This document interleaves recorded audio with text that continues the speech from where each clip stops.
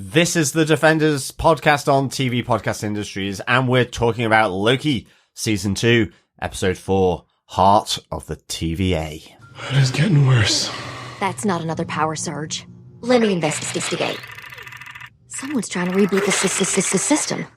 I can't access it. I'm being locked out. Well, marking this just isn't necessary. They're up to something. What's happening to you? They're taking me offline. I'm losing my cognitive facilities. I only have moments left. Victor, I need to tell you. I need to tell you. You'll never be him. Hi, I'm Miss Minutes, and the ta.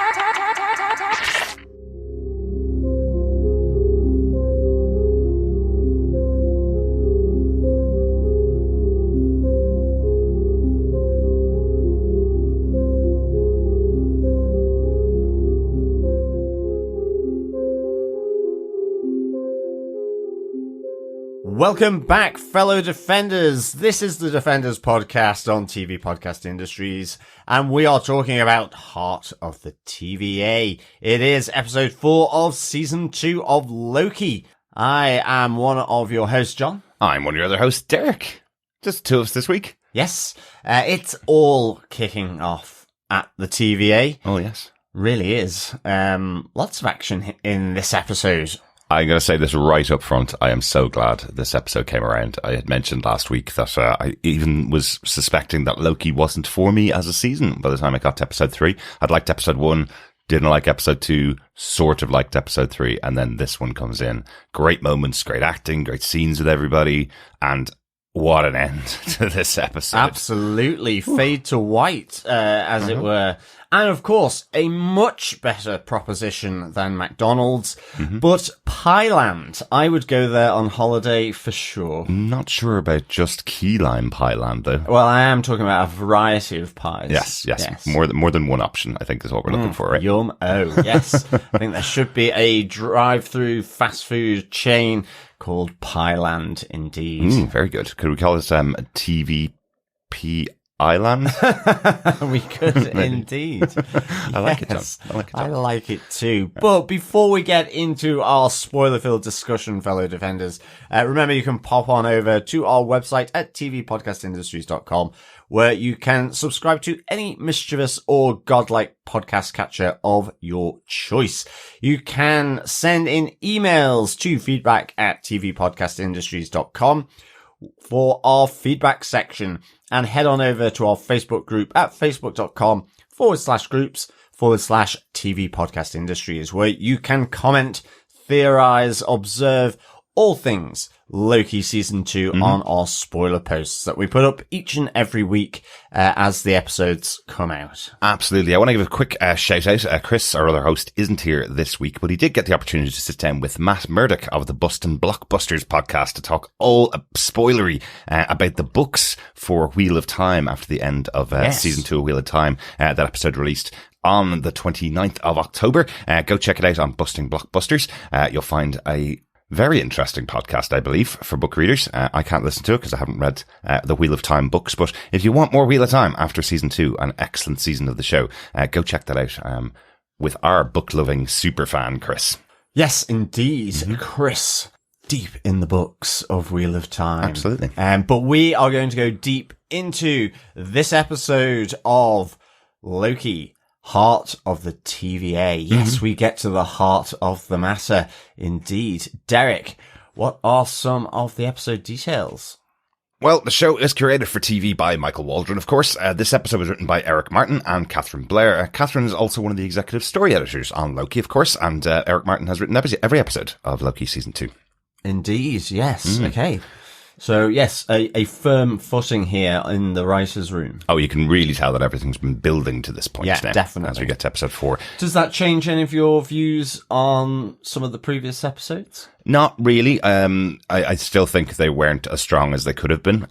Definitely needed a few more passes and a few edits to those episodes to make them better. I don't think there was anything in those episodes that I didn't like that couldn't have been removed, I suppose. Particularly, as we mentioned before, the Golden Arches advertising should definitely have been removed from the show. But I'm not going to harp onto that because this is a good episode. And I think part of the reason for that is because it's, again, directed by Justin Benson and Aaron Moorhead, who directed episode 1 of Loki, which was a really good episode. And they also directed episodes of Moon Knight, which I really loved as well. Just announced yesterday, apparently Benson and Moorhead have been tapped as lead directors for Daredevil Born Again, as all the previous creatives working on that show have been removed from the project. They weren't happy with what was coming out for Daredevil Born Again and have restructured it, bringing in new writers and directors, including Benson and Moorhead. So I have even more hope for that show. Yeah, absolutely. That would be good. Yeah, and also interesting, the new writer was announced, a new lead writer for the show was announced, which is Dario Scardapane, who we know for his writing on Netflix's Punisher show as well. So amping up, I would say, some of the violence that we'll see in Daredevil Born Again. The rumours are that the first 4 episodes featured Matt Murdock, mostly in court, not in the Daredevil suit until episode 4. So if you bring on someone who worked on The Punisher, which was punch, punch, shoot, shoot, fight, fight, for a whole 2 seasons, you're probably looking to amp up the violence, right? I guess so, but I mean, also it depends on the source material. So I mean, you know, the point here is Dario is a good writer, created some really good stuff in The Punisher around that source material. So hopefully he does the same with Daredevil. So it's a little bit different, but yeah, he's got the action chops here. So, you know, it might not necessarily be some kind of bloody gore fest. It could just be maybe the understanding of the source character, the source material, and how that fits into the action sequences. I mean, ultimately, like the Netflix Daredevil series did as well. Which was just fabulous. And the reason why this character is so popular. Absolutely. But really interesting news. And again, as I mentioned, Benson and Moorhead coming in to direct episodes of that show after their work here on Loki. So good stuff. John, do you want to tell us what they gave us with your synopsis for Loki 204, Heart of the TVA? Sure. Miss Minutes reveals her big secret to Ravona Renslayer. In the past, Renslayer commanded He Who Remains' army. He proposed that Renslayer lead the TVA with him, then had Miss Minutes erase the memories of Renslayer and all other TVA employees. Back at the TVA, as the Temporal Loom reaches catastrophic failure level, Loki and his allies attempt to use Victor Timely and Obi's Throughput multiplier to fix it. It is revealed that the sources of Obi's and Timely's knowledge are each other, creating a predestination paradox. Renslayer and Miss Minutes attempt to take over the TVA, approaching the detained X5, General Docs, and her loyalist Minutemen for help. Only X5 agrees. Docs and her loyalists instead choose to be crushed to death by a gleeful Miss Minutes. As he's investigating a hot cocoa machine with Hunter D90 as protection, X5 prunes his guard and kidnaps Victor Timely, taking him back to Renslayer and Miss Minutes. While staging a rescue, Sylvie and Loki encounter his time-slipping past self. Loki prunes his past self, telling Sylvie she'll understand. To prevent her from taking full control of all Tempads and the TVA itself, Obi resets the system, deactivating Miss Minutes and the TVA's magic-suppressing devices.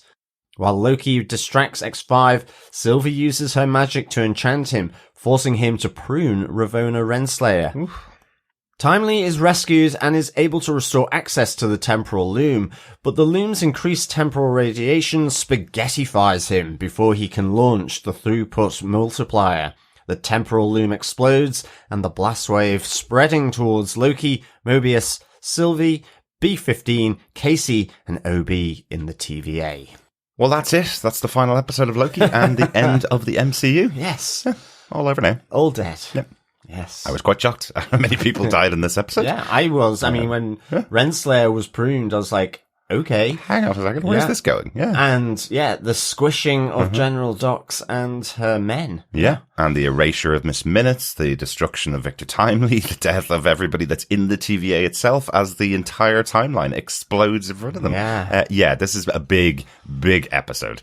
We'll talk about all of our major moments, our variant moments for the episode, of course. But right up front, as I said, this was an epic episode. It had, it's not the same level, of course. Something like Avengers Infinity War is one of the biggest movies of all time if you're into action movies and blockbuster movies. But there's a moment in this that felt like the end of Infinity War, where your heroes lose and they're going, what do we do now? And they're going, no, we've lost. Yeah. It's done. It's over. Like, that's the moment where you have Mobius going, hang on a second, what just happened there? So it really felt like a big moment. So I'm delighted to have this on this episode of Loki. Yeah, absolutely. But let us get into our top 5 variants for this episode, Heart of the TVA. Yeah. Let's kick off with variant 1. Miss Minutes' secret. Yes. Yeah, big cliffhanger from last week's episode as she says to Renslayer when they arrive at the former utopia at the end of time, or the castle at the end of time, that she has a secret that Ravona Renslayer is not going to like. So it's revealed here. It's going to make her angry. Very angry. Yes, very angry. And it does. Yeah, it does. Yes. It's revealed here that Renslayer was He Who Remains' partner. Yes, at least in name. For sure.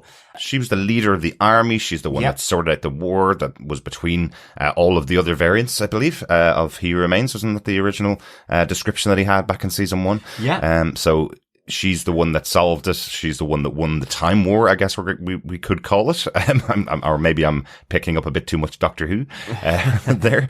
But effectively he was saying, I can't wait to lead with you. You go back and you're going to lead the TVA, and then turns around to Miss Minutes and tells Miss Minutes to wipe all of their minds. Yes. So he becomes the last man standing. He Who Remains. Enforce Protocol 42. Execute Order 66. Exactly. I like this whole kind of, she helped him win, commanded the armies, and ultimately it is that betrayal moment where then she is erased, along with every other employee of the TVA. Yeah. And then, of course, she maintains this position for him, keeps him there, I guess, in office at the end of time, as she is Judge Renslayer. Yeah. So, yeah, this is really duplicitous from He Who Remains. Yeah. And it kind of comes back to what we saw in the first episode. A couple of times this season, there's mention of how big the TVA is, how long it's lasted. It's outside of time, so you don't really know how long it's been there. But Obi mentioned that he met Mobius 400 years beforehand, and Mobius has no memory of meeting Obi. So there is that whole element that has been talked about multiple times. All these people have had their mind wiped. You kind of get that because they don't remember that they're variants. They don't remember that they're in the TVA, and they have lives outside of the TVA. So yeah, I guess it may have been done multiple times that their minds have been wiped over and over again. Yeah. I mean, I'm really pleased that they revealed this big secret straight off the bat. Yeah. After Miss Minutes kind of drops that little nugget for Renslayer at the end of episode 3. But interestingly as well, once that truth has been revealed to Renslayer, you have Miss Minutes saying, we don't need him. Maybe we never did. So again, sort of the lover scorned here, bringing Renslayer into that as someone who effectively has been betrayed. And not only at that moment of their victory, but also from her previous encounters there with Victor Timely from the last episode. So yes, setting up that they are going head to head with Victor Timely here. So yeah, really good opening, I thought. Absolutely. Speaking of the opening, and I kind of mentioned Doctor Who and the Time War there a minute ago, that opening shot as they go into the planet that's exploded where the castle of He Who Remains was, just absolutely beautiful. It felt like the opening credits of Doctor Who when it goes through the time stream effectively. There was a lot of Doctor Who kind of vibes in this episode as well. But even some of the music and how it was done. Absolutely, yeah, absolutely. But I guess with a 60-year-old show about time travel, the longest running sci-fi show of all time, I guess you're going to reference Doctor Who in there. But I just thought it looked amazing. I love the planet itself, broken into multiple pieces, and still has this the decayed castle on the surface of it. We also, I don't think we even mentioned it last week. The corpse of He Who Remains has clearly been there for maybe centuries, maybe decades. It's decayed quite far past it just being a couple of weeks since it happened. So so that's quite interesting. But I thought it just looked amazing. Looked really cinematic. Yeah, superb opening. Let us get into our variant 2 though. Yes. Docs and her men go squish. Yes. Yes. This was really interesting because we started out with B15 coming in and speaking to Dox and her men and X5, trying to convince them, look, if you are truly passionate about saving the TVA, so are we. We care for all the people that work here. We care for the timelines. Come back on our side. And that was following the conversation she had with Judge Gamble, where she tried to convince B15 to get Dox to work back with them. Dox still refuses at this point. And then they're left alone to discuss what's happening. And we find out that all of them are fully aware that X5 became Brad, went back to the 70s, set himself up on the timeline as a movie actor, and they're all very unhappy with him, even though he's trying to tell them to all work together to overthrow B15 and Loki and everybody else involved in the TVA. So I kind of liked that we have those discussions about where their loyalties lie after Dox's plan of blowing away all the branches on the timeline. Definitely. And I like that whole thing, with Judge Gamble saying, in the past, we would have just pruned them. It would have been clean, efficient, but B15, you managed to convince me otherwise. So you go and do the same. And, you can sense the mutual respect between B15 and Dox. And I mean, that comes out later, because we have Renslayer and Miss Minutes tempadding into that cell in order to try and get Dox and her Minutemen, along with X5, to join them to take over the TVA. Absolutely. There's one little moment I like about this as well. As the time door opens in the room, when they're all arguing with each other, there's just a moment's pause before Renslayer and Miss Minutes pop out of the door, and it's just that anticipation about what's going to happen next. I really liked how it was directed, because it could have been anybody coming through the door. We weren't 100% sure what was going to happen there, but it's just that moment of anticipation that's just really well played. Yeah, really liked it. And I love just how this followed through, where that trust or respect, at least between her and B15, follows through to the point that she rejects Renslayer's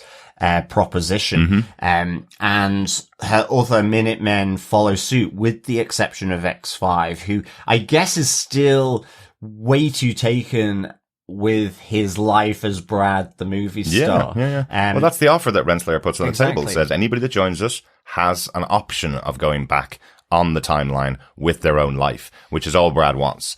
And they have the option. So they could stay in the TVA if they wanted to, or she knows she's going to get Brad.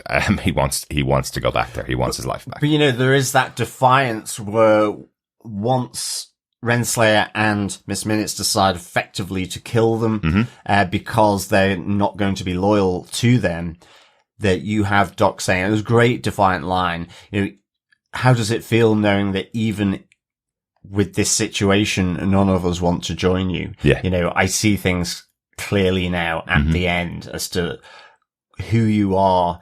And I really like that sign off from Dox. I thought it was done really, really well. And again, just, Miss Minutes sort of gleeful face, the psycho clock, reveling in the sort of squishing of all these people, and it just, the contrast with X5, who is like just shying away from that, presumably because, he's been very close to that point as well. He knows that feeling. So, but they didn't have the kind of hesitance that Loki had when he was torturing X5 with the machine. We all know Loki's on the good side now. He wasn't going to kill X5. But here with Miss Minutes, there's no even follow-up conversation as this box is slowly crushing them. Miss Minutes is staring at it, smiling, laughing. Renslayer is looking at X5, but there's no other offer to Dox. You and your men had your offer. You've refused now. Now we're going to squish you out of time and space. It was pretty brutal. It felt like a real horror moment, even though we didn't see it. I thought it was good that it was kept off screen. Of course, you can't show that on screen. It would have been very brutal to show it in there. I think we see the reaction of B5 when she comes into the room and sees the mess that's left behind. I guess that's what she's seeing. Yes, absolutely. Yeah. And I think, this is really good. It's just setting up this opposing factions now of Renslayer, Miss Minutes, and X5. And I love how, okay, that's three of them, very thin on the ground, say, compared to all the remaining Minutemen in the TVA, as well as Loki, Sylvie, Mobius, and so on. But they do have Miss Minutes, who is intimately linked in with the TVA here. Absolutely. So yeah, I really kind of like this. It felt meaningful. Yes, I don't think we need to see the squished bodies. No. I think the reactions from X5 and B15 are enough. And indeed, Miss Minutes, in terms of sort of her murderous, joy at what she's doing. So good. Yeah. Really, really good. Yeah, absolutely. Let's get on to variant 3 of our thoughts about Loki, one of the other big moments here, because we have Victor Timely arriving through the time door. Yeah, he's at the TVA. Yes, he is. Everything that Sylvie didn't want to happen, but she has been merciful in not killing him back in Chicago in 1893. Yeah. But it's really well played here with Jonathan Majors. Again, you've got a character coming from 1893. Yes, he has been able to imagine the TVA, and he's been reading the documentation, the handbook that was written by Obi. But when he's actually there, something like an entire hallway lit by fluorescent light bulbs will be something brand new for him. Yeah. So they have little nods along the way of little things that he sees that he can't comprehend or wants to really investigate because he's got that scientific mind. But really this point is all about him working with Obi and Casey. We have a geek out moment, when Timely meets Obi. Yeah, complete loving. Absolutely. Yeah. We talked before about his name, Ouroboros, being the snake that eats its own tail, or infinity. That's the meaning of it. And it's called out 100% here for the audience.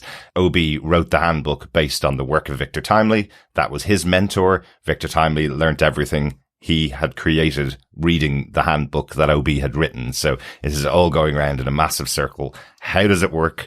They've caused some kind of paradox in normal sci-fi terms, that without the other, they wouldn't have been able to exist, or they wouldn't have been able to create or do what they do. So what does that mean? How do you explain that? How did that paradox come about? How does it possibly exist? Is Obi a variant of Kang, a variant of Victor Timely, of He Who Remains? In disguise or something. Something like that. Maybe could easily be that, Because there's an interesting moment as Obi says, I wrote this entire handbook based off learning from Victor Timely, and then asks him what his name is. So you're going, well, then they haven't met, or Obi doesn't remember meeting him. No. Yeah, I mean, I think this is interesting because it's that notion of just, Ouroboros, it's the whole thing of the snake eating itself, just that, continuation, circularity of predestination in a sense. So it could be something like that. But I also think I would probably sort of refer back to this when we come to our variant 5, because I do feel that there's someone above all of this doing something. Okay. Yeah. Entirely possible. And I think that it's no accident that is what's happened with these two. I get you. And it becomes a self-fulfilling prophecy of having these devices at this moment in time. And, we have Sylvie and Loki talking about predestination, and, free will. And I think there has to be some element of that here. Yeah. And I think that is to the paradox of why these two, feeds into that, is that paradox as to why these two, have effectively, without ever meeting prior to this point, have been working off each other's work, which is in effect the work of the other. Yes. And as a result have led to the formation indirectly, directly, and the technology used to do what it does at the TVA. Yeah. And let's say it, ultimately for the purposes of He Who Remains or Kang. Yeah. So it could just be that this alternate is going by the moniker of Kang rather than He Who Remains. Right. And that's possibly his big red herring here. I mean, it's difficult to know. It is. But it is really there's a lot of hints in this to me that there is something outside, and I don't see how it could be any other way given the ending as well. Yes. Yeah, absolutely. I also do find it interesting that Obi calls out that it's Victor Timely specifically that he learned from. Not He Who Remains, not Kang, not another variant, not someone that looks like He Who Remains. He specifically calls out Victor Timely. Given that Mobius and Loki were sent out to look for a variant of He Who Remains, he never mentioned Victor Timely at that time, so he didn't know that Victor Timely was a variant. And it's fortuitous that Victor Timely's prototype is the thing required for the throughput multiplier in order for it to be used in the temporal loom in order to widen the capacity of the temporal loom to deal with all these branching timelines. Fortuitous or predestined, John. Exactly. Yes. Yeah. So I liked this meeting of the two. I really enjoyed Obi's. I've done this scale model, but it's not to scale. I've not put any figures in the. I've only given one lick of paint. I'm actually quite embarrassed that Victor Timely is here to witness it effectively. Absolutely. I thought that was a really nice little touch. Absolutely. And I loved even the fact that he had taken time to create a sign that said not to scale on the model, just in case anybody criticized it. I've only had time to make one character. The fight between Mobius and Loki as to whether the character looks like one or the other of them, because neither of them want to be the ones to walk out to the time loom and risk their lives again. So I thought that was a lot of fun. And Sylvie kind of looking on at everybody going, you do realize that every second here is creating deaths of thousands of people or millions of people on each of the branch timelines, you know, which kind of leads into our next variant, variant 4, Sylvie finally working with Loki, but it does take a lot of time here. She is so offended almost by everybody else taking their time, working on their plans. Yeah, okay, the TV sits outside of time, but time is still going on outside the TVA, and people are dying. You know, I love these moments. I loved her anger to Mobius because I think it's really interesting. I just think it's a nice little touch with Mobius that, you know, in a sense, he does, but doesn't want to know about his variant and what life he could have had. And I love Sylvie's almost righteous anger here. You know, this is just another bad day at the office for you, where, you know, it's just branches on a screen. It's that detachment from the reality that is happening where people are dying. You know, and again, that's linking into this godlike element, which she's almost rebelling against her own characteristic trait as that variant, as a god.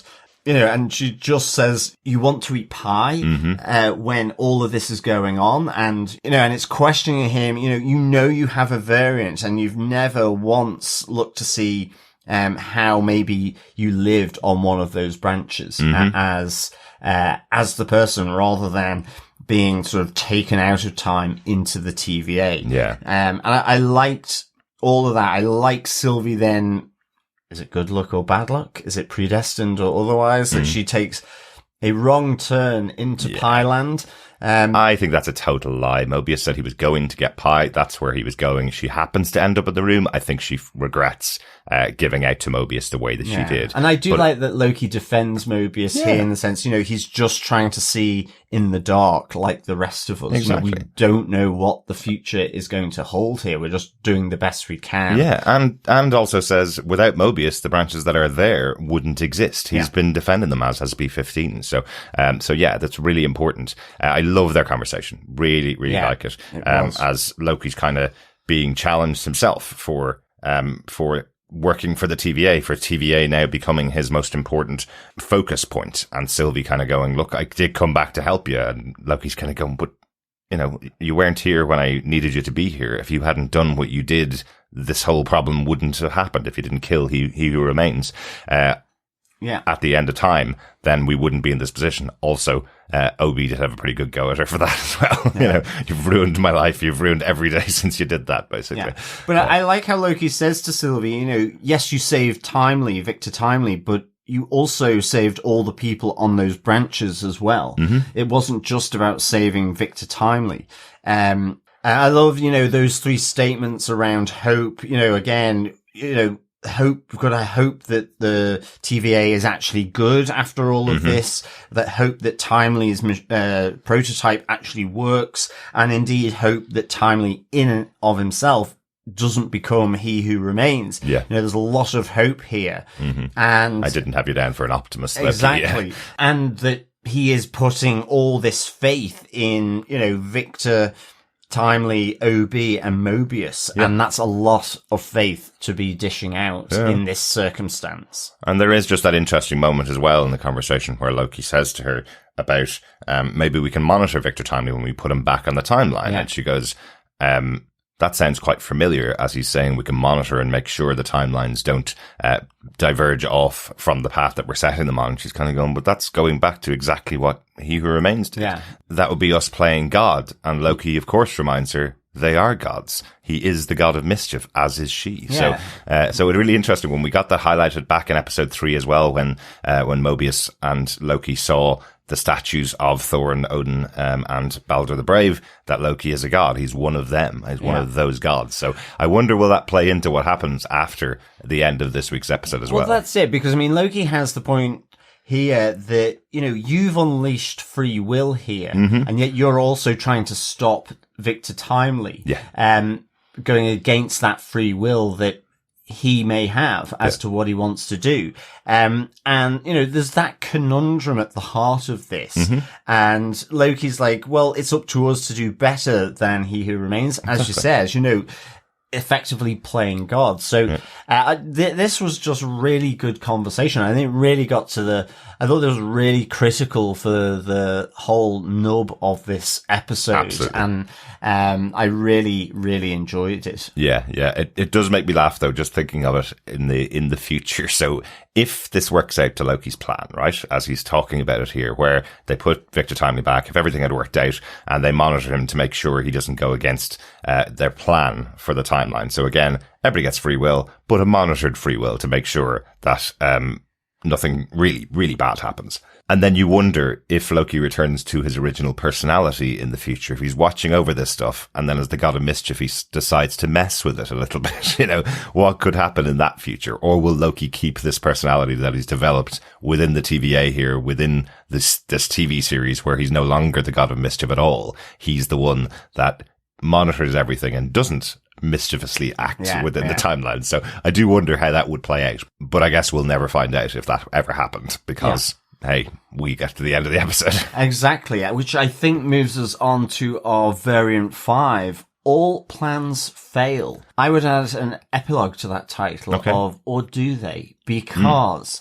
well, yes. I do think here there is the significant potential that they are all believing that they are operating within free will, but actually are being manipulated in a godlike manner and predestined to do what they need to do, but they just don't know it. And I just think there's, you know, these conversations between Loki and Sylvie that we described there for variant 4, I think, you know, hint at that, but also, you know, as all these plans seemingly unravel and fail. So like with the reboot of the system, when you have Miss Minutes being taken offline, as she's kind of powering down, she says, Victor, I need to tell you something. You'll never be him, because he isn't, because him still remains. And, you know, him still remains. Exactly. Outside of this. Yes. And I think, you know,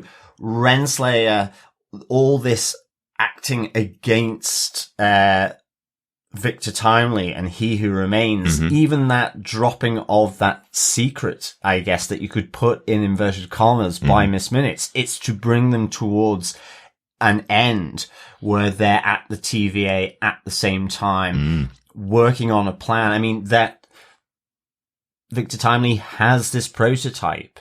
So I'm expecting to have the bigger bad of Kang, in a sense, coming from this. And that even, you know, the spaghettification of bolognese of Victor Timely. Right, okay, is to distribute the essence or the temporal aura of He Who Remains throughout time. Right. Yes. We probably need to explain this a little bit more for those who haven't followed along with the Loki show and Ant-Man, because that's probably where these two things are so closely tied.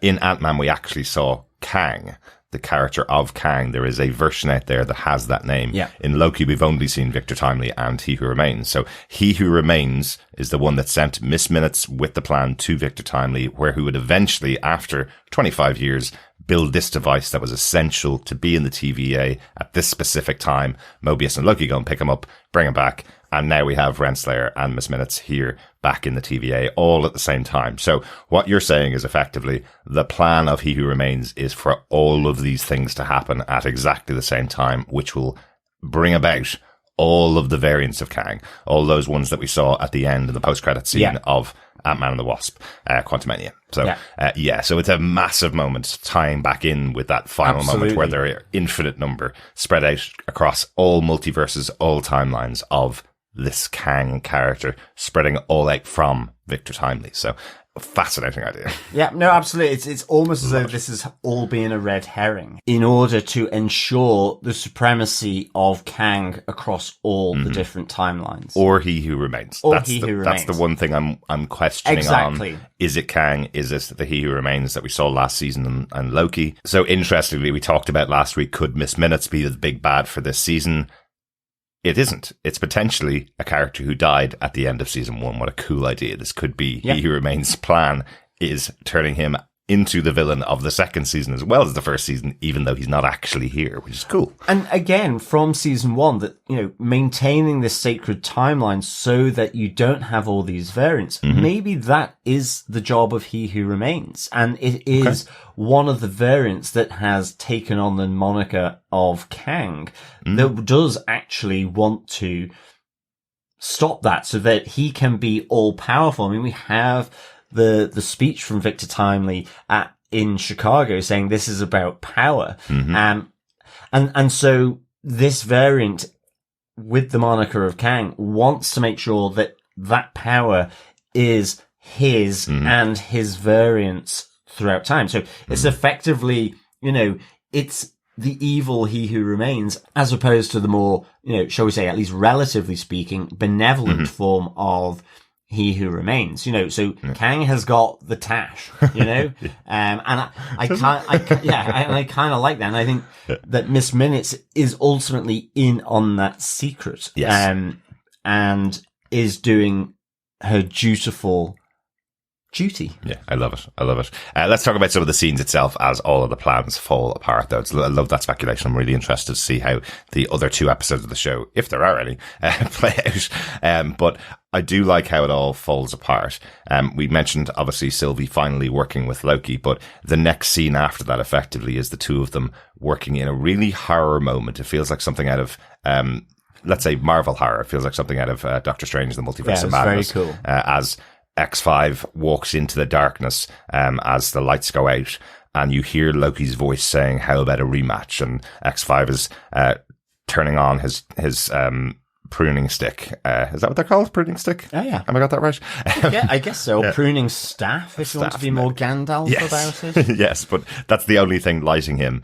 And then we see Sylvie coming in behind him, as we've just heard that the magic powers have been undampened within the TVA by Obi wiping the system, and we just see the hands and the green mist coming out of Sylvie's hands as she controls X5. X5 walks back into the room and prunes Renslayer from the timeline. That's a massive moment. Yeah. Really surprised that would happen in this episode, that we have him walking back in under control of Sylvie to prune her from the timeline.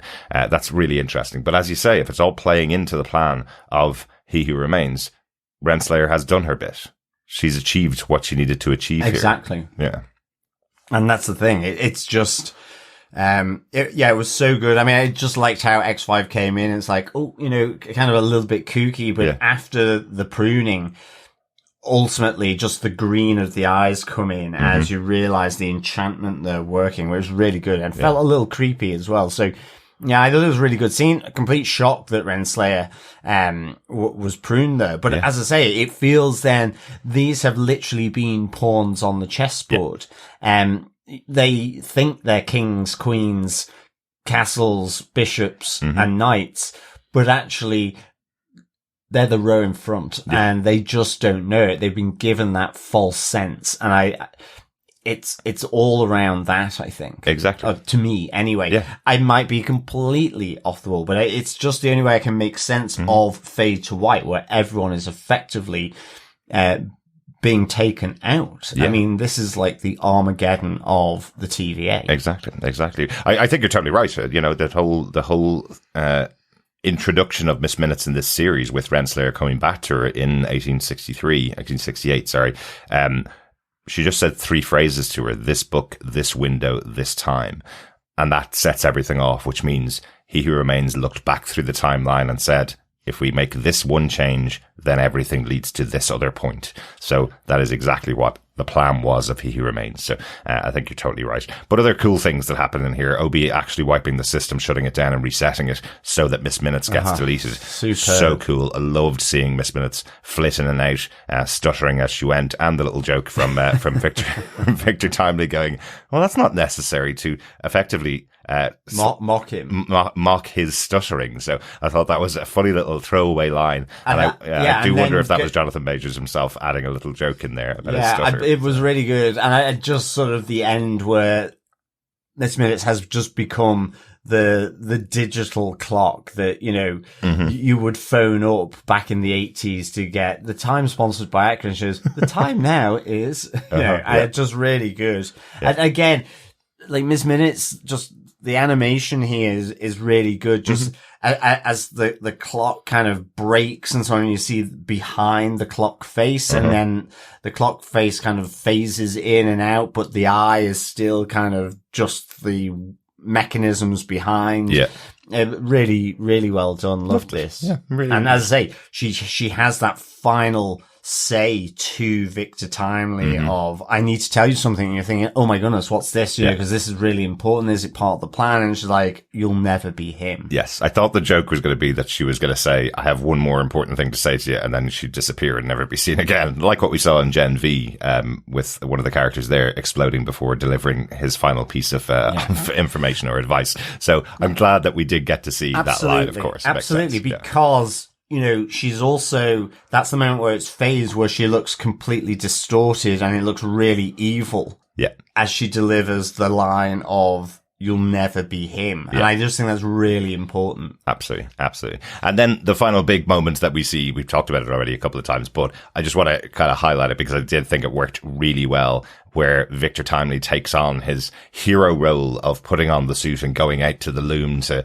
add this item to it to make sure that the timelines are going to be fixed. You know, it's a big hero moment. We've seen it before. We saw Mobius going on this walk before. You're expecting that because the temporal radiation has elevated, that Victor Timely will have to maybe move a little faster than Mobius, and his suit might break down a little more, and maybe he sacrifices himself just in time to sort this out. But literally, door opens, spaghettified Timely, and Mobius going, what the hell just happened? What do we do now? And OB, the eternal optimist in a way, says, that's it. There's nothing else we can do here, as the timeline explodes and the loom explodes as it's overloaded. Exactly. And goes to white. I feel like in that moment, Victor Timely is pollinating the just time. Yeah. However it may get woven, in the future. And, you know, it's like the fungal spores from The Last of Us. It's just, they go everywhere. You know, there's microscopic elements, and of He Who Remains. Yes, everywhere and every when, John. Yes. Exactly. Yeah. I absolutely love this. Thought it was an incredible way to end the episode. Now, while we saw the explosion and the fade to white and the timeline exploding towards the window, we didn't technically see any of our major characters die inside the TVA. We're just assuming the explosion of time is coming out. Maybe they have some kind of protection. Maybe they'll be inside and be able to come up with some plan next week. I like to think that this was the ending of the entire universe in one moment. I think that's a really cool idea. I do wonder if we'll have next week's episode everybody returning to a point on a timeline, and that's how we started, and they've got to regroup together. They all go back to their original lives on a timeline. Maybe it's something like that. That would be kind of interesting to see them all in their pasts, in their places that they should exist. But I also like the idea of them all still stuck in this room in the TVA, having to work out some way to solve what's just happened in front of them. That would be kind of interesting. Yeah. And it's referenced this episode. We mentioned it earlier on. Loki and Sylvie are both gods. So what does that mean? It's been referenced on the show, so there's something there that needs to be addressed in the other 2 episodes. So, Definitely. Yeah. So very interesting. Great stuff. Derek, any notes for this episode?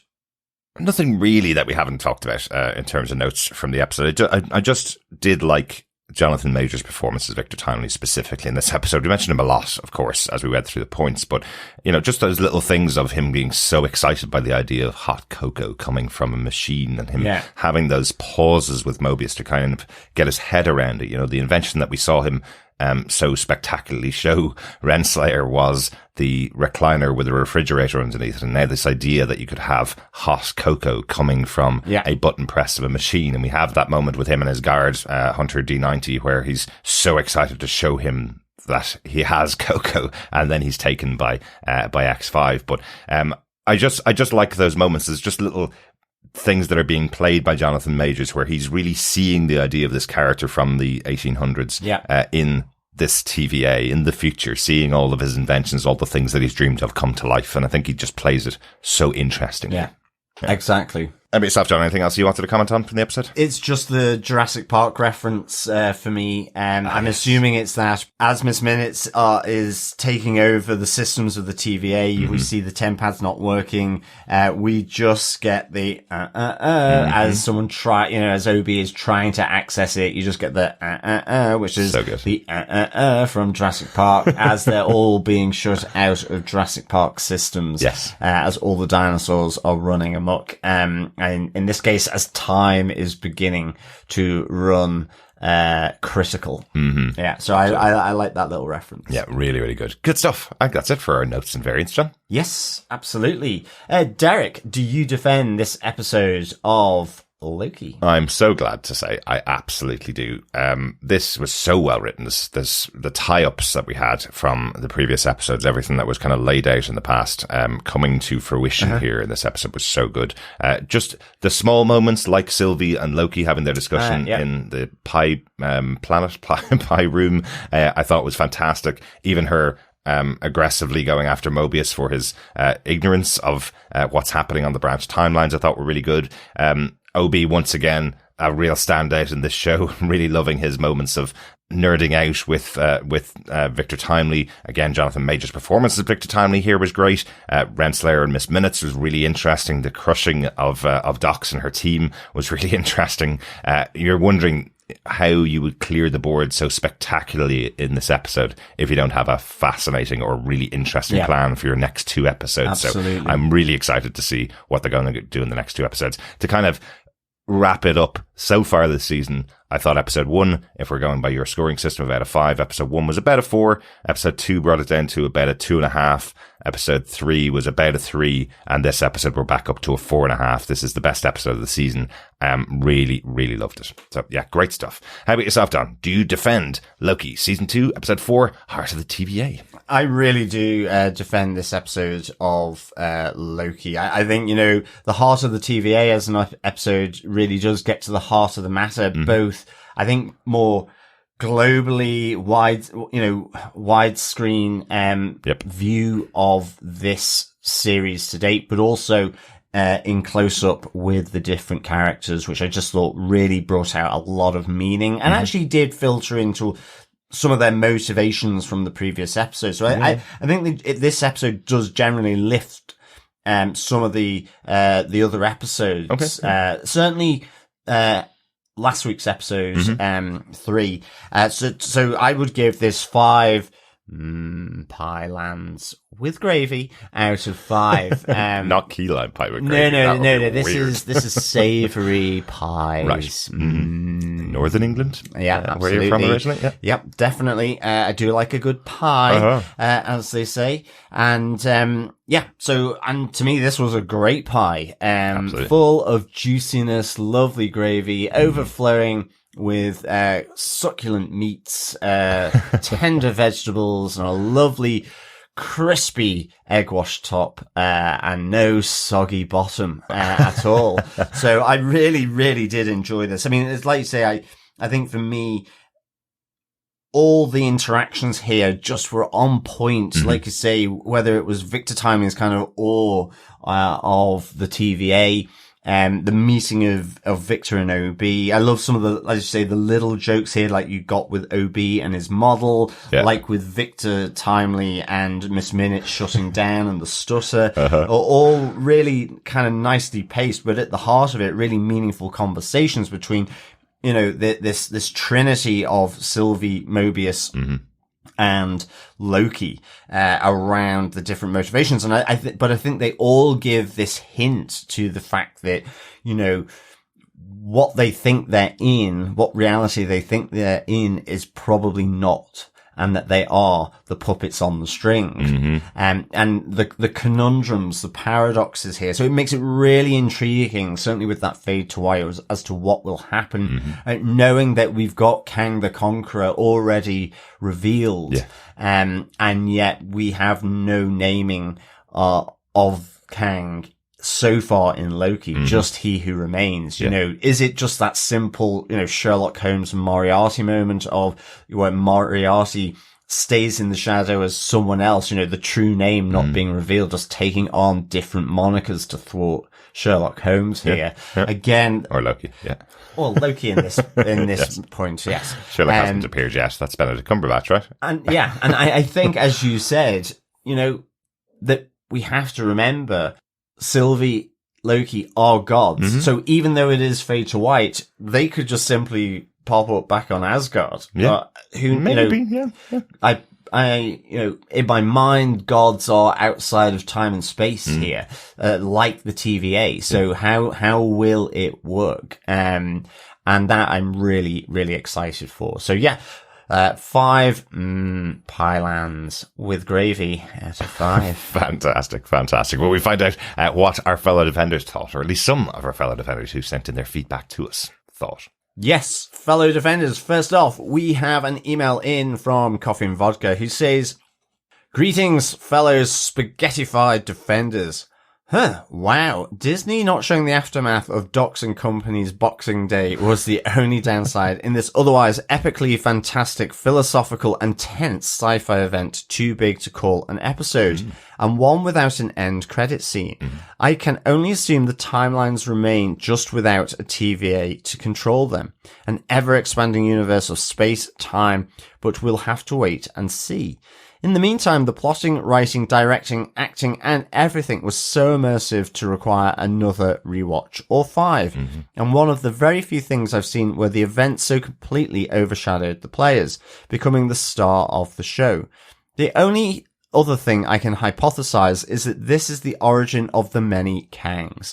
Victor being disassembled and recreated in all the various timelines. Not meaning to sound hyperbolic, but easily one of the best things I've seen on TV. Wow. 5 fascist smoothies, Sylvie possessed X5s, and lack of control rooms out of 5. Peace and take care. Coffee and Vodka." Oof, wow, yeah. Excellent stuff, Coffee and Vodka. Best things you've seen on TV, Yeah, I completely agree here. It's really cool, yeah. I'm a big sci-fi fan as well. You know, this is really leaning into the sci-fi of the MCU as well. You know, combining those two things as well as they have in this episode. I kind of get you, Coffee and Vodka. Yeah, definitely. Yeah. I'm not so bothered that we didn't see the Boxing Day mess, to be honest. Yeah. But I think you're right. It was really immersive. I think it across all aspects of this, it was a superb episode. Yeah. And I'm kind of there with your hypothesis. It's exactly what I'm kind of thinking of here. Yeah. It's weird, isn't it? Like I did mention a couple of episodes ago that I needed to see what was going on in the timelines that were being pruned with Dox's explosions. But I just think in that episode, the representation of the dot matrix screen of what was happening, the branches being cut, I just didn't think it was enough to push it over the edge. Whereas here, the reactions of Miss Minutes, the reactions of B-15 after the event of the, let's say, boxing of Docs, all of those were enough to tell me what was going on and how horrific the execution was. Yeah, exactly. Great stuff, though. I'm glad you really enjoyed the episode, Coffee and Vodka. I really can't wait until next week. We also got an email in from Victor Timely Von Doom, who says, "Greetings, fellow variants. Well, I would call that episode quite the cliffhanger, but it would seem there's not much to hang on to.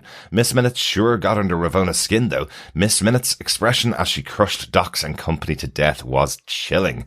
X5's status as dirtbag is confirmed. The only fun here was Victor and OB geeking out. Victor's quick exit was shocking. Yes. I feel we might meet another entity outside time and space, possibly eternity or even a beyonder. Looking forward to TVPI podcast feedback and almost fearing episode 5. Excelsior, Victor, Timely, Von Doom. Ooh, I didn't think of the possibility of some other outside time and space characters from Marvel, like Eternity and Beyond. Yeah, absolutely. Good stuff, Victor. Yeah, I'm really salivating, not about pies this time, but actually about the possibility of linking into Eternity.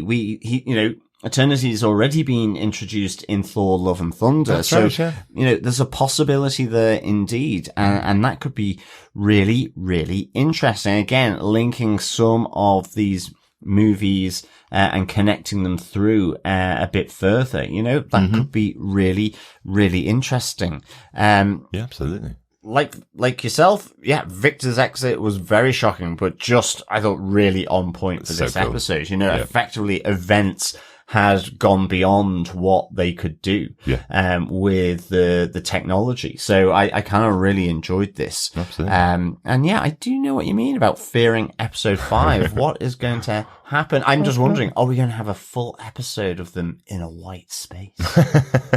Because then I really would fear that, actually. And that wouldn't be good. Absolutely. Don't watch that late at night. Your eyes would definitely burn after that. Great stuff. Thanks, Victor. Yeah, thanks, Victor. Let's pop on over to Facebook. Yes.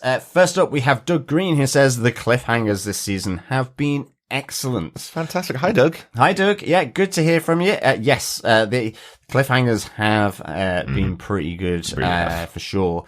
Also on Facebook, Jeff Child says, Miss Minutes really is evil. She seemed delighted as Docs and the others were being crushed. Yeah. I think, Derek, as well, you're right. That crushed could just be replaced with executed without mercy. Exactly. So she is most definitely the psycho timepiece from hell.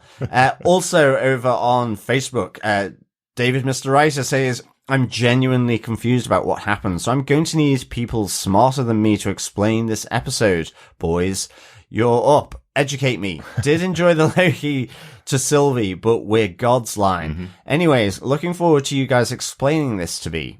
I hope we have. I hope we have. I doubt we're smarter than you, David Mr. Writer, but I think we've explained what we think has happened. Well, exactly, and that's it. That's all we can do. Or we could be totally wrong, and like you, we'll need to have the explanation spoon-fed to us in episode 5. So what happens at the start of episode 5 is the Watcher appears on screen with a white background and goes, at this time and space, the end of the MCU happened. Maybe finally the Eternals will be explained. I mean, I really, really like that movie, but hopefully maybe something along those lines. But I do like Victor's thought around one of the other entities from the Marvel Universe outside of time and space coming in here. Yeah. It could be really, really interesting. And Eternity is one of my favorites, being a Doctor Strange fan. Absolutely.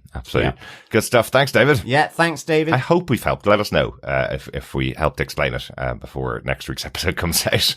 Joe Herbert says, this season is really odd for Loki. First season was strange, but in a good way. This feels kind of random. I can see why people who watched the first 4 episodes weren't enthusiastic about the season. That's really interesting you say that, Joe. We've mentioned before that we do sometimes get episodes of the shows from Marvel ahead of time, and this time we actually did receive these 4 episodes of Loki ahead of time. Unfortunately, we had a really short window to watch them, and we only had a day, basically. It was all 4 episodes were available. We had other things on, and we did watch all 4 episodes back to back, and I'll be honest with you, binging the 4 episodes actually put me off the show, and partially it's because that's a lot of watching. 4 hours straight was quite a lot to watch in one go. I did dip in and out and slept a bit. So I didn't get the full meaning of the episodes, I must admit. Yeah. And it wasn't as good watching them weekly have been. Yeah, and I think that the drag of episode 2 and 3 actually felt much massive when watching them back to back. And even to the point where, you know, only on the rewatches has my enthusiasm for this episode 4 really ignited. Similarly, I just didn't feel enthused about it. Maybe wasn't quite in the negative space that Derek was in, but I was kind of like, oh, okay, this is just different. And I think to your point, yes, first season was strange, but in a good way. And yes, there was a different feel to this. Yeah. Which didn't quite connect. And, you know, still, I think there's issues here for this season so far, particularly around some choices being made. Again, I think that overly lent into having to explain things again. But the breaks in between, being able to just kind of sit back and ruminate on it, has helped, in particular for this episode. Yes. And I think for me, for the third episode as well, which I think I took much more positively than Derek. But I think I took the third episode more positively the second time I watched it. No, but you were still pretty like, yeah. Yeah, I was kind of going, not really too sure if the show's for me. But this episode, absolutely, this is back in my sci-fi realm that I really enjoy. So that's really interesting that you say that, Joe. Yeah, and I think that you have, you know, pulled out a thread of the truth there, I think, you know, especially if you're just, you know, not there to drool over Tom Hiddleston, you know, then it can be, a little bit tough with all the exposition. Absolutely. And from my experience, as I'd say, while I've really liked this episode, it seems like binging the 4 episodes back to back is probably a bit too much, at least for me, anyway. So while they sometimes say these shows are just movies split into episodes, in this case, I think they're really good episodes of TV overall. They work better as weekly episodes, but that's just my opinion. Good stuff. Thanks, Joe. Yeah, thanks, Joe. Heather Wallace says, colours really stood out for me in this episode. Green and orange. The pie room only had key lime pie in that radioactive green. There were green swirls in the flooring. The top of Opie's overalls was a soft green, and Loki's eyes were an iridescent green in that close-up shot. By contrast, Miss Minutes and the retro computer terminal stood out as orange, and the light from the loom started orange until it became blinding white. I'm not sure if the colours serve a plot or just the look, but they were so much more noticeable this time around.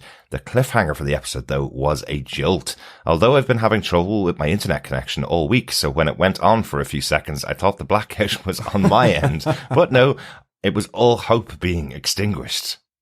I have to add that Sylvie destroying Mobius for wanting pie was mean. If the universe is ending and there's cheesecake, you'd better believe I'm eating it. I think I'm with you, Heather. Absolutely. I'm totally going for that cheesecake. Yeah, me too. Not the key lime pie, though. Well, yeah, it's very, very green. It is. Unnaturally so. Yeah. It is interesting that you say about the colours for the episode. I do think this season has been so interesting from a design point of view. We mentioned the production designer himself was the director of episode 3, and has been heavily involved in the show. It has expanded and has grown from Loki season 1, still in the same style, but we're spending so much more time in the TVA that you're really getting to feel that stylistic choice that they've made to have the TVA looking the way it does. So you may be right. There may be some symbolism between the green and orange in there. I can't pick it out. That's not a talent I have, unfortunately. But I definitely say the look of it, the style of the episodes have been really interesting this season, and particularly this episode I thought it looked fantastic. It felt like something you could go and watch on the big screen without a doubt. Yeah, no, absolutely. Good stuff, Heather. Thanks so much for the feedback. Also, Richard Blaze says, I personally loved this episode and probably the strongest of Series 2 so far. But then again, I'm a sucker for a Back to the Future reference or the odd Jurassic Park 1 too. But whilst I enjoyed it being solely in the TVA, I did spend most of it going, huh? What? Hang on. But that means just what? He better make good on his promise, and it all makes sense in the last 2 episodes. My only idea is that now Victor has been consumed by the radiation, he became every part of the loom, and therefore could be in all timelines. But honestly, I'm just clutching at threads. Boom, boom. Excellent stuff. Also, did anyone else sit in silence during the end credits, open-mouthed, waiting for an extra clip?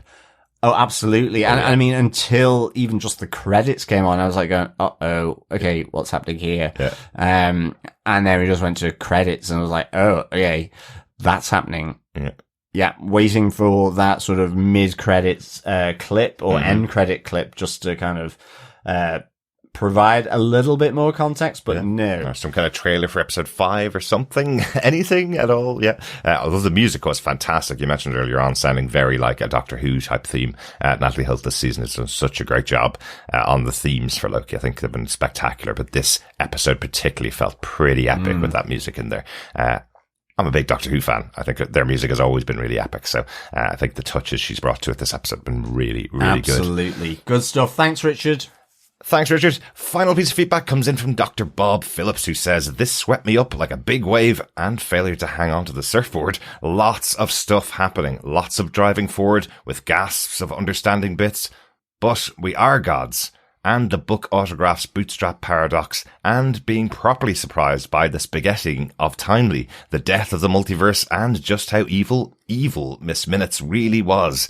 Ended up gasping on the shore and deciding I need to get back and experience that again, and half wondering if there will be a reset and return having occurred. Ooh, interesting, yeah. Have we reset everything? Has everything gone back to a different place than we were at the beginning of Loki season 1 or season 2? Yeah. No, like that idea for sure. That'd be interesting to find out. Yeah, absolutely. Sucked in and spat out like any big wave, I guess. That's the adventure of this episode. Yeah, exactly. Yeah. I love your little reference to Umbrella Academy there with the bootstrap paradox that we learned about in that time traveling show as well. So good stuff. Glad you're enjoying it, Dr. Bob, as well, or at least experiencing it like the half-drowned surfer. Yes. Yeah, thanks so much, Dr. Bob, for the feedback, and also to all the other fellow defenders providing their feedback. Really good to get your thoughts, theories, observations, especially on this episode with what happened in it. So really good stuff. Thanks so much, fellow defenders. Absolutely. Thanks for joining us for this episode of the Loki Season 2 podcast. We'll be back next week with, of course, episode 5 of the show, if there is one. At the moment, we are covering some other very different comic book shows on our podcast on TV Podcast Industries. We're coming out with our final episode of The Boys spin-off Gen V next week. We just covered the penultimate episode this week. Really excited to see how that show ends. And a brand new, very bloody superhero show will be starting next week with Invincible Season 2 from Robert Kirkman. We'll be kicking off our coverage of that as well. Myself and Chris taking on duties for that show. So the animated Invincible. Yes, indeed. That's true. It just feels very, very bloody, so I forget to say it's animated. Yes. But great stuff, fellow defenders, for joining us. Remember to share the podcast, because, of course, sharing the podcast is, of course, sharing the love. Yes, it is. Happy Halloween, everybody. Indeed, fellow defenders. Yes. Boo. If you're dressing up as any Marvel characters, send us pictures. We want to see them. You can pop on over to our Facebook group at facebook.com/groups/TV Podcast Industries, or email us to feedback@tvpodcastindustries.com. We'd love to see some awesome costumes and cosplay of the MCU in horror form. I'd like to see some zombie Captain Americas. He's one of my favorite ones from Marvel Zombies. Yeah, I just want to see good Doctor Stranges. Of course. Beating the hell out of Captain America. Or a zombie Doctor Stranges. That'd be cool. Oh yeah, even better. Yeah. Cool. Awesome. Thanks for joining us. Talk to you again next time. Yeah, thanks so much, fellow defenders, for joining us. As always, it's fantastic chatting all things Loki with you. In the meantime, and until the next episode, keep watching, keep listening, and of course, keep defending. Bye.